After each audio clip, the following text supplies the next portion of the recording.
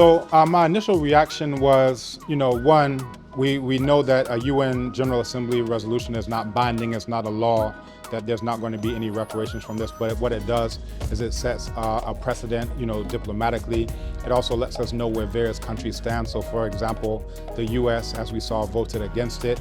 And for that one, I wasn't surprised because according to the 13th Amendment, slavery is still legal in the US. Some people think that the 13th Amendment abolished enslavement, but rather it said that slavery shall not exist within the US or any place subject to their jurisdiction, except whereas a party has been duly convicted of a crime. And that's exactly why they put in the caveat, because they knew that as soon as they did that, they would start arresting people. Anytime it's time to pick cotton, there's going to be a crime wave because they're going to arrest all the black people. We still see that in the form of mass incarceration, the prison industrial complex, privatized prisons, and so forth and so on. So all of these multinational companies have a lot of stake in many of these prisons because they realize that all they have to do is capture black people through arrests. And actually right after they passed the amendment, there are a couple of sources that your viewers can look at. One is called Worse Than Slavery. Another one is called Slavery by Another Name. One is a book, the other one is a documentary. And they actually interviewed some of those who were the prison guards, and they said this is better than slavery. They said with slavery you have to take care of them even during the winter when they're not working and productive. Here you can arrest one, work them to death, and then just go arrest another one. That's what we see in the US, and again, enslavement is still legal in the US according to their own constitution. So we wouldn't be surprised if they are going against it. If you look at Israel, if you look at Argentina, Israel is saying, oh, there shouldn't be a hierarchy of so forth and so on. When we're looking at enslavement, it's not just transatlantic enslavement either, right? Because there's also trans-Saharan enslavement, and that's something that we didn't hear so much about. We heard about transatlantic, but when we're looking at trans-Saharan, you have to go back to, at the very least, the year 869, where we can see an uprising in the form of the Zand Rebellion. This is in what's now modern-day Iraq, where the people rose up, for years, and they actually were able to build their own capital city at Mokhtar. And again, these are black people who are rising up for the first instance that is known in the diaspora, and it's not the Western diaspora, it's actually the Eastern diaspora. You can go even before that in the year 628 in terms of the Sidi people. These are people who are captured from the eastern coast and taken to what is now known as India. So again, when we're seeing those who are abstaining, oftentimes, the so-called EU countries are abstaining, right? These are the ones who are perpetrating the crime against humanity. So it would be like going to a court of fowls and a cockroach expecting justice. The ones who are perpetrating it are the ones you're asking to, say something about it. But again, in terms of the enforceability of it, it's just a resolution. It's a General Assembly resolution.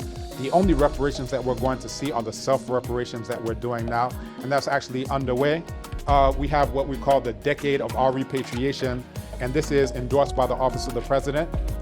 Repatriation is self-reparations. If we're saying that the injury is that we have been forcibly kidnapped and taken away from the continent, well, part of the restoration, part of the reparation, part of the restitution that we can do right now, because the reparations in terms of cash or debt, cancellation, all of those are dependent on someone else, right, seeing it our way.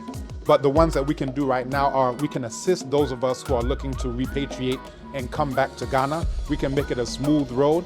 Recently, over 150, diasporans got citizenship in Ghana. These are the things, there were several hurdles and challenges with that. And for us, we were even saying, well, if we're on the international stage talking about reparatory justice, part of the reparatory justice is making sure that it's not impossible for you to get citizenship when you want to come back. So again, that's what the Decade of Our Repatriation is about, because this is what we can choose to do right now, what we have the power to do right now, and that's already underway. It was launched at the Diaspora Summit, December 19th of 2025, and we're right now inside of that Decade of Our Repatriation 2026 to 2036. So why do you think Ghana pushed for the resolution? Very good. So, what we are aware of is that President Mahama has been on the path for quite some time. 10 years ago, I got my citizenship under President Mahama, and I can actually show you as a Ghanaian citizen. This is my Ghana passport. In the speech that he gave, he said that what he's doing he's not giving us anything, he's restoring our birthright. Now, at this point in time, it was after December 7th, he had already been voted out of office. And what he was saying was, he said that he saw roots, right? The story of Kunta Kinte, that when he was an undergraduate student, and that's the first time that he even had a concept of what enslavement was all about. And when he gave his speech, he went into some of, not just from a novel of Roots, but he went into the actual atrocities of enslavement that many Ghanaians are not aware of, in terms of the rape of the women, in terms of the lynching, in terms of, the torture that was undergone.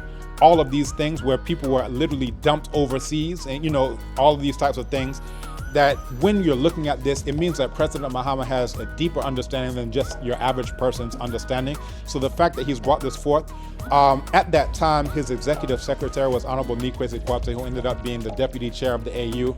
And he also made a presentation here at African Studies about reparations and these types of things. So it lets me know that he's somebody who has actually read into it, he's actually researched into it, and he understands some of these issues better than, perhaps other people who are just, aware of it on the surface level. So when Ghana brought it forth, some years ago, we had Professor Hilary Beckles, who came here, and he spoke about when this resolution, there have been over the decades various attempts to try to get, reparations, right?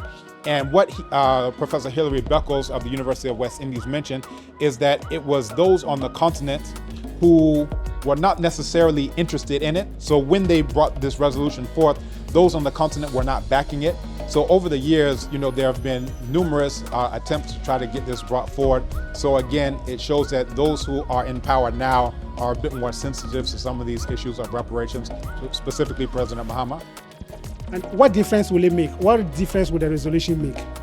So as I started off, the resolution is not binding. There's no one who is going to say, based on this, now we have to start giving reparations. But what it does is it sets a symbolic precedent.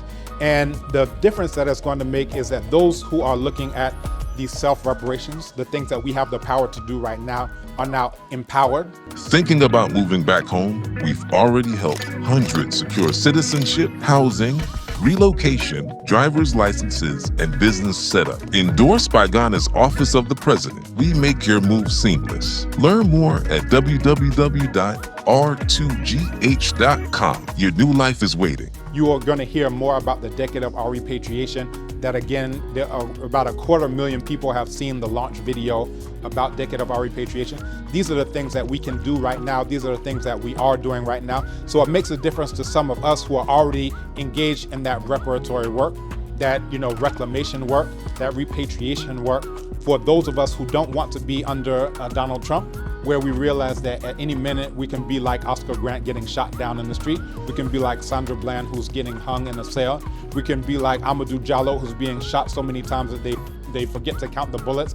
All of these things that we're subjected to under Trump and all of these other far right and even far left, these are the things that we're subjected to, but we realize that there are places, there are safe spaces in the world that we can come to, and Ghana is one of those. Those are the things that are changing right now. And so what are the enduring effects of slavery? So the enduring effects, when you say enduring effects, it makes it seem like something that is, past and gone, and this is something that's still going on. When we're looking at enslavement, again, the reason why I, pointed out Trans-Saharan, because we didn't hear very much about Trans-Saharan. The title and the framing was generic, but we only, even on the UN broadcast, it mentioned Transatlantic. But I did research back in 2016 when Haiti applied to join the AU, and then also 2016 Morocco applied to join the AU, but Haiti was rejected. And they said that they were rejected because according to 29.1 of the AU's Constitutive Act, only quote-unquote African states can be members of the AU. And because Haiti isn't located on the continent, they were rejected. Meanwhile, Morocco, where they use the same word for slave and black person, is abid, right? It's a racialized slavery, the exact same thing we're talking about. According to Global Slavery Index, about 250,000 black people were enslaved in Morocco. And this goes back to Malai al-Ismail, where he captured all of those black people who were already enslaved and then brought them under his control. Those who had been freed, he brought them under his control. And again, this was the racialized enslavement that you see. You'll find, those who are trying to transit through Morocco to this day to go to Spain and Italy and so forth and so on.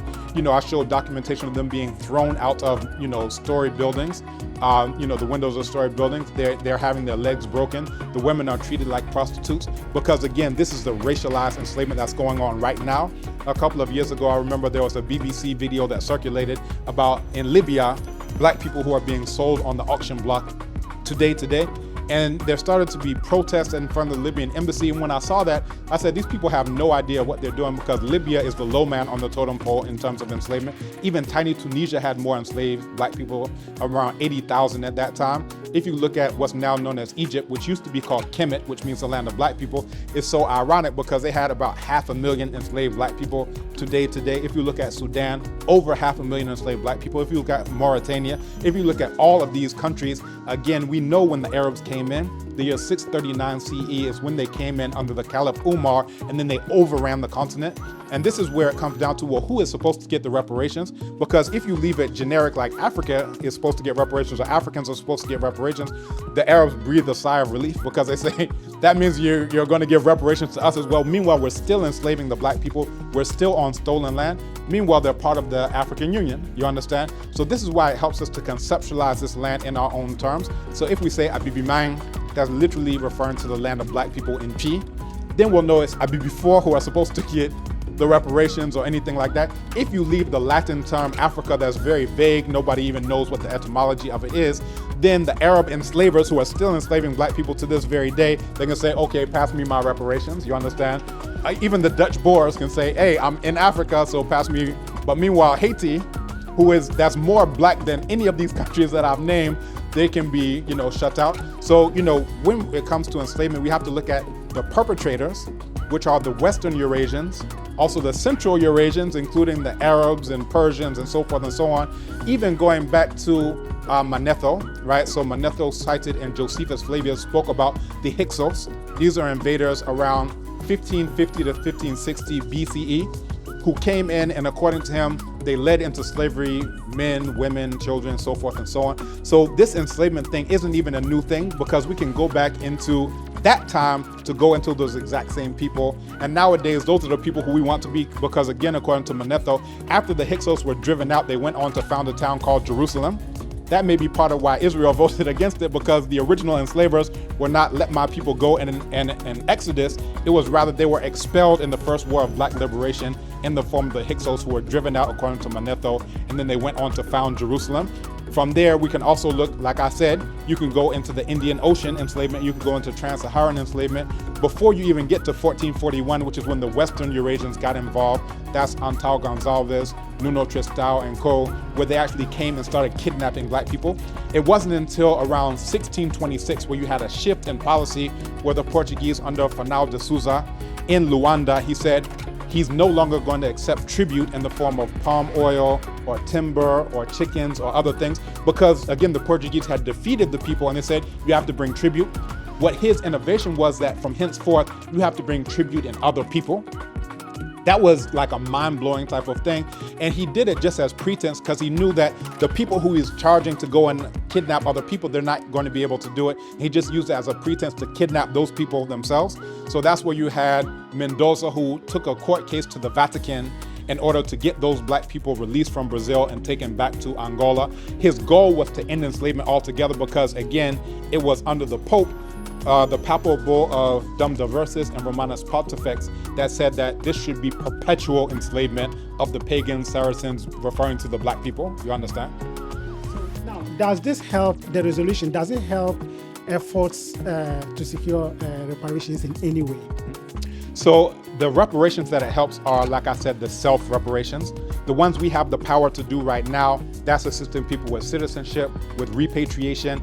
If we're talking about damage that has been done, you only talk about repair when there's been a damage that's been done. What was the damage? The damage was us being kidnapped from our homeland. right? So the first repair that you can do is smoothing the process for those of us who want to escape the clutches of Donald Trump. So what is going to help is the self-reparations right now. In terms of the future reparations, that's dependent on countries like the US that's still enslaving black people to this day. That's dependent on the France and the UK and Portugal and so forth and so on. All of those who are the beneficiaries, who all of their wealth is coming from the free labor that they got from black people over the centuries, you understand, that is going to be dependent on them. So what this does is establishes a diplomatic win, a symbolic precedent, and all of those types of things, but it's not binding. There's nothing that comes from this that says, okay, now we have to start paying. So again, that's the reparations that's dependent on someone else. The only one that we can guarantee is the one that we have the power to do right now. That's the self-reparations in the form of repatriation, in the form of Ghana citizenship, and all of the other countries that were signatories to it.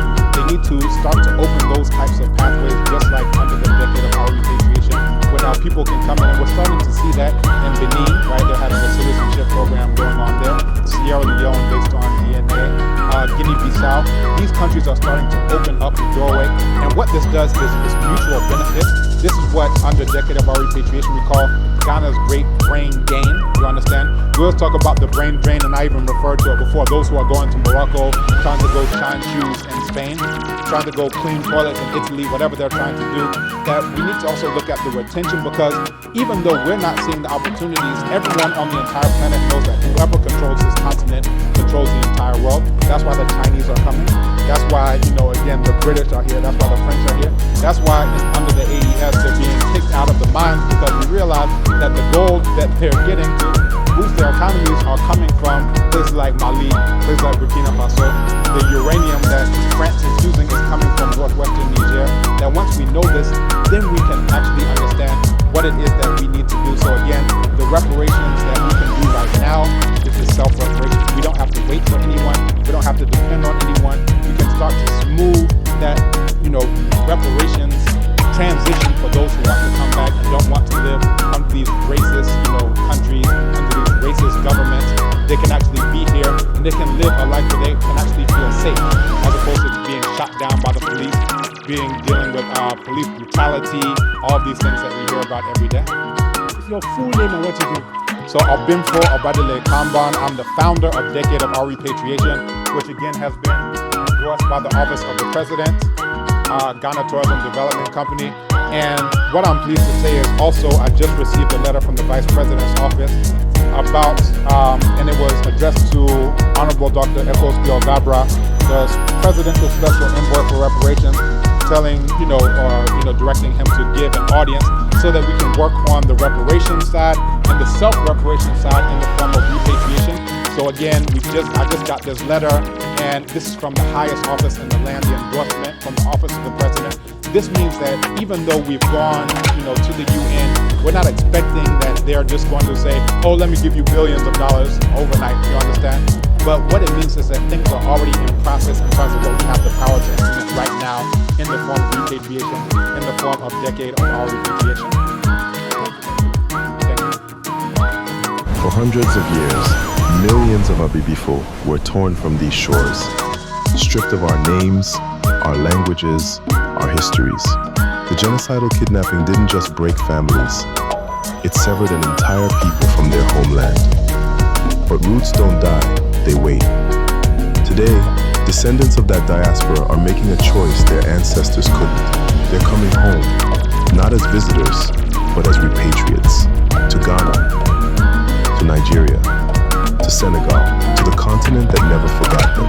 This is more than return, it's repatriation, it's reclamation, it's healing. It's the closing of a circle that was violently broken open centuries ago.